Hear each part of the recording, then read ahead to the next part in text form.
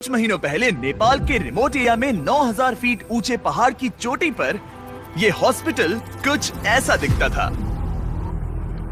इतनी दूर रहने की वजह से इस कम्युनिटी में बिजली नहीं है, मतलब स्थानीय डॉक्टर्स अच्छे मेडिकल इक्विपमेंट तक नहीं पहुंच पाते और अक्सर उन्हें सिर्फ टॉर्च और बहुत ही बेसिक टूल्स का इस्तेमाल करके अंधेरे में सर्जरीज और कॉम्प्लेक्स मेडिकल प्रोसीजर्स परफॉर्म करनी पड़ती हैं। बेहतर देखभाल की जरूरत पड़ने पर एक बेहतर मेडिकल फैसिलिटी तक पहुंचने में घंटों लग सकते हैं। इन प्रॉब्लम्स की वजह से कई मौत और मिसकैरेजेस भी हुए हैं। तो हमारे long term partners give power, जिनके साथ हम अपने पिछले 3 फिलैंथ्रोपी वीडियोस में काम कर चुके हैं, उन्होंने डैन और डैरेन को इस समस्या का हल ढूंढने में मदद करने के लिए खोलोग्विन की यात्रा पर चलने को कहा, जहां उनका धूमधाम से स्वागत किया गया पृथ्वी पर सबसे खूबसूरत जगहों में से एक में।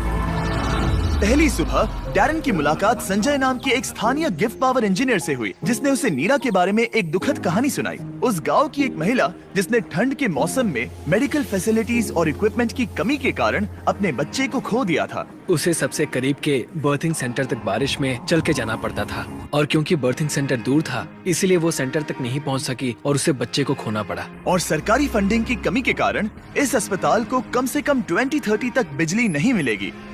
अगर अस्पताल अच्छी बर्थिंग फैसिलिटी के साथ चालू होता तो फिर मामला पूरी तरह से अलग होता। डैरेन जानते थे कि हमें जल्दी कुछ करना होगा ताकि ऐसा दोबारा ना हो, तो वो मेलिसा से भी मिले, ग्रीन प्रोग्राम की फाउंडर, जो इस विशाल प्रोजेक्ट को पूरा करने में मदद करने के लिए ढेर सारे स्टूडेंट्स और वॉलंटियर्स को लेकर आई। जब मैं छोटी थी, मैं मलेशिया में अपने परिवार से मिलने गई। वहाँ मैंने पहली बार समंदर देखा और समंदर तट से जुड़ी चट्टानों को देखा और तब मुझे पहली बार यह एहसास हुआ कि अगर हमें लोगों को प्रकृति की खूबसूरती दिखाने का मौका मिले तो ऐसा करके हम उनके अंदर ऐसा भाव जगा सकते हैं कि जिनसे वो भी प्रकृति की रक्षा करना चाहे। तो हमने अनिवार्य रूप से दुनिया भर से ऐसे छात्रों को लिया है जो सच में अच्छा प्रभाव डालने की परवाह करते हैं और आने वाली पीढ़ियों का परिचय दुनिया की खूबसूरती के साथ कराने में सक्षम होना ऐसा तरीका है जो वाकई में दुनिया को बेहतर जगह बना सकता है। संजय और मेलिसा से मिलने के बाद डैरेन काम करने के लिए और भी ज्यादा इंस्पायर्ड हो गए थे। हम सोलर पैनल्स और बैटरीज लगा रहे थे ताकि अस्पताल को बिजली मिल सके। साथ ही इस कम्युनिटी की सेवा के लिए हम उन्हें इक्विपमेंट्स दे रहे थे, जिससे एक सेफ और मॉडर्न बर्थिंग सेंटर बन पाए। ठीक है, हम पहले दिन के लिए तैयार हैं। 3, 2, 1 फिलैंथ्रोपी। टीम काम पर लगने के लिए बेहद एक्साइटेड। ये कंप्लीट करने के बाद हम यहाँ पर खोदेंगे। चलो चले। पहले दिन के अंत तक टीम सारी खुदाई और वायरिंग का काम पूरा कर चुकी थी।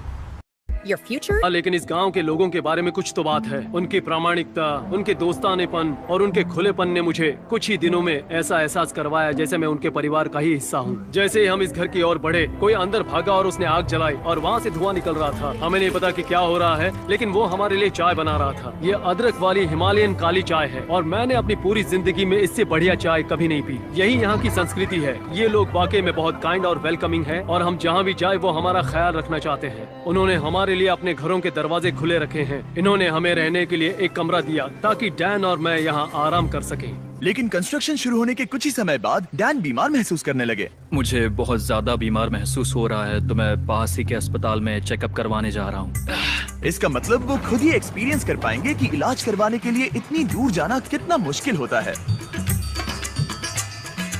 जैसा कि आप देख सकते हैं, यहाँ पर सब कुछ लॉक्ड है और ये कड़वी सच्चाई है। अगर आप आसपास के किसी गांव में गंभीर रूप से बीमार हैं, तो आपको अपने सबसे नजदीकी हेल्थ सेंटर पहुंचने के लिए भी 7 घंटों की यात्रा करनी पड़ेगी। खुशकिस्मती से वहाँ पर एक नर्स थी जो उनका चेकअप कर पाई। ये है कारुणा, जो स्थानीय कस्बे खोला गाँव में एक नर्स है। ये मेरी चेकअप करने आई है।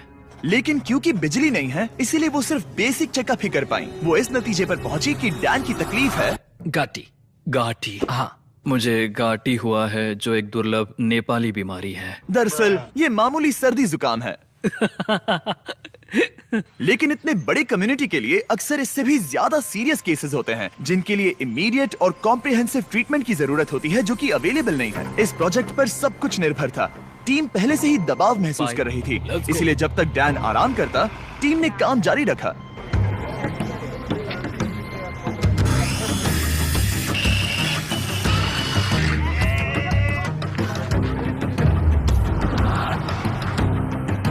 अब जब सपोर्टिंग स्ट्रक्चर तैयार हो गया था, हमने सोलर पैनल्स लगाने शुरू कर दिए थे। संभल के, हाँ, आराम से। टीम की कड़ी मेहनत के कारण हम स्केड्यूल के आगे थे, तो डैरन ने संजय के बारे में और जानने के लिए समय निकाला। जब मैं ऊपरी हिमालय में काम कर रहा था और उपकरणों की मरम्मत कर रहा था, तो हमें पता चला कि इस गांव में बिल्कुल भी बिजली नहीं है। और जब हम यहाँ पहुँचे तो मैंने देखा कि एक बच्चा सोया था और वहाँ एक लकड़ी के बॉक्स में आग लगाई गई थी।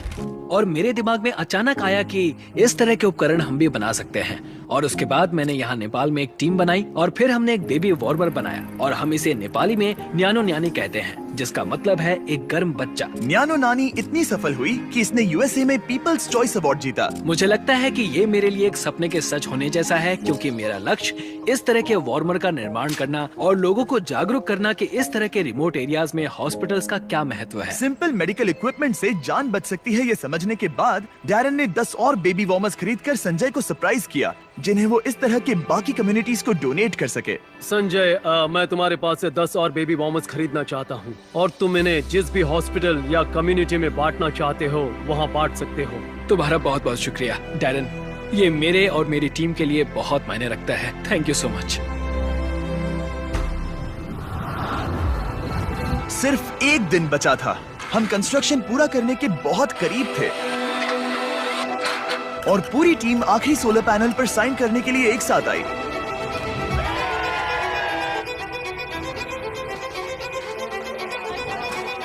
और डैरन को आखिरी बोल्ट टाइट करने का सम्मान मिला।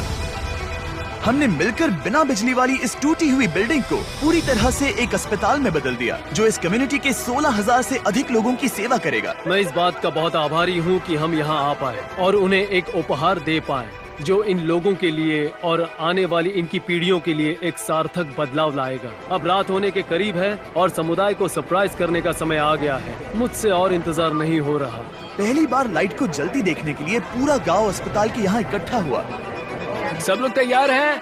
3, 2, 1।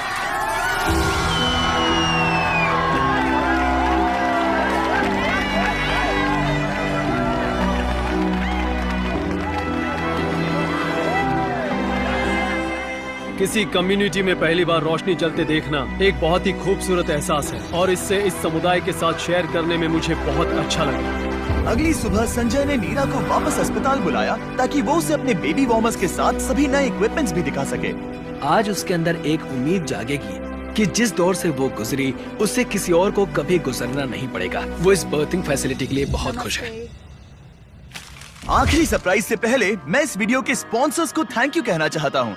दुनिया का सबसे टेस्टी स्नैक, नहीं फीस्टेबल्स नहीं, केलॉग्स। सिर्फ अभी के लिए क्योंकि वो हमारी मदद कर रहे हैं। आज से 31 जून 2024 तक केलॉग्स माइनक्राफ्ट के साथ मिलकर आपको इस तरह के exclusive character creator items free में दे रहे हैं, जैसे कि एक कैमल हैट, एक एक्सोलॉटल हैट और एक cherry blossom dress. In game इस्तेमाल करने के लिए केलॉग्स सीरियल के स्पेशली मार्क्ड बॉक्सेस को खरीदने पर, जैसे कि ये Kellogg's Froot Loops, Frosted Flakes, Apple Jacks और कॉर्न पॉप्स। गोल है तीनों कैरेक्टर क्रिएटर आइटम्स को जमा करना, और इस सब के साथ साथ माइनक्राफ्ट और केलॉग्स ने आर्बर डे फाउंडेशन के साथ पार्टनरशिप की है। आर्बर डे वही फाउंडेशन है जिसकी मदद से हम टीम ट्रीज बना सके, और वो यूएसए में जरूरत के कारण 2.5 लाख पेड़ लगा रहे हैं। ये कमाल की बात है। और जानने के लिए डिस्क्रिप्शन में दिए गए लिंक पर क्लिक कीजिए, सारे टर्म्स और कंडीशंस देख लेना। ओके फीस्टेबल्स, इसके लिए माफी चाहता हूँ, लेकिन लोगों की मदद के लिए करना पड़ता है। थैंक यू केलॉग्स वीडियो को स्पॉन्सर करने के लिए। अब वीडियो कंटिन्यू करते हैं। संजय से बात करने पर हमें पता चला कि भले ही वो नेपाल से हैं, लेकिन वो कभी एवरेस्ट पर नहीं गया, और इस विशाल पर्वत को देखना हमेशा से उसका सपना रहा है। इसीलिए आखिरी सुबह हमने उसे एक सुनहरे मौके के साथ सरप्राइज करने का फैसला किया। हम एवरेस्ट के इतने करीब आए हैं तो वहाँ जाना तो बनता ही है। हम संजय को एवरेस्ट पर वहाँ तक ले गए जहाँ तक हेलीकॉप्टर हमें ले जा सकता है। हवा की कमी के कारण डैरन, डैन और संजय वहाँ सिर्फ 2 मिनट ही बिता सके, क्योंकि उसके बाद उन्हें ऑक्सीजन की कमी से हाइपोक्सिया हो सकता था। डैरन और मैं आज तक कभी एक साथ इतनी ऊंचाई पर नहीं आए हैं।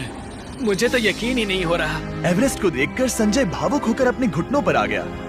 मैं बहुत खुश हूँ। यहाँ आना मेरे लिए एक सपने की तरह था। और एक बार फिर से मैं हमारे पार्टनर्स गिव पावर और ग्रीन प्रोग्राम को ये सब के लिए शुक्रिया करना चाहूंगा। ऑब्वियसली ये प्रोजेक्ट बनाने में बहुत मेहनत लगी, तो अगर आपको इसके बारे में और जानना है तो डैन ने इसका बिहाइंड द सीन्स वीडियो बनाया है, जिसका लिंक डिस्क्रिप्शन में मिल जाएगा। 20 फिलैंथ्रोपी शूट्स पर पर्दे के पीछे ये सब होता है। मजे करो। इसे ऐसे क्लैप करो, समझे? मैंने देखा है कि आप वीडियो खत्म होने से पहले ही चले जाते हो, तो इस बार बैकग्राउंड में कैट वीडियो चलेगा। ताकि मैं बोलता रहूं और आप बस सुनते रहे। इस वीडियो से आने वाला एड रेवेन्यू और जनरल रेवेन्यू दोनों का 100% बीस फिलैंथ्रोपी को जाता है। तो इस वीडियो को देखने से ही आप लोगों की मदद कर रहे हैं। प्लीज जाकर और वीडियोस देखो और अभी के अभी सब्सक्राइब करो, या तुम्हें लोगों की मदद नहीं करनी।